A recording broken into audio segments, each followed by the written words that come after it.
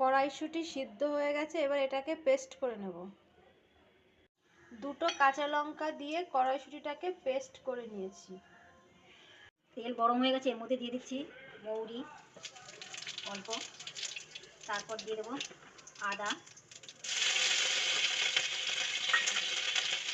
এরপর দিয়ে দেবো হিং। এটা দিয়ে হালকা নাড়াচাড়া করবো। এটা হালকা ভাজা হয়ে গেছে, এর মধ্যে দিয়ে দেবো আগে থেকে সেদ্ধ করা কড়াইশুঁটি। এরপর দিয়ে দেবো লবণ। এটা দিয়ে নাড়াতে হবে এরকমভাবে।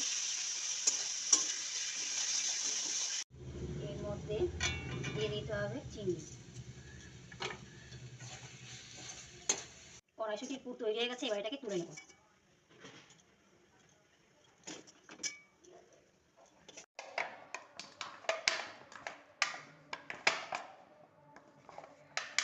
কড়াইশুঁটির কচুরি করার জন্য মেখে রাখা ময়দা থেকে এরকমভাবে লেচি কেটে নিতে হবে। নিয়ে সেটাকে গোল্লা পাকিয়ে এরকমভাবে পুলির মতো শেপ দিয়ে এর মধ্যে পুরটা ভরে দিতে হবে।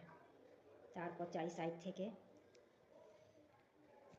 ঠিক এইভাবে যেভাবে আমি করলাম মুখটা বন্ধ করে দিয়ে এইভাবে রাখতে হবে। এরকম পরপর কটা এভাবে গোল্লা করে নেব। ঠিক এইভাবে বেলতে হবে যেভাবে আমি বেলছি।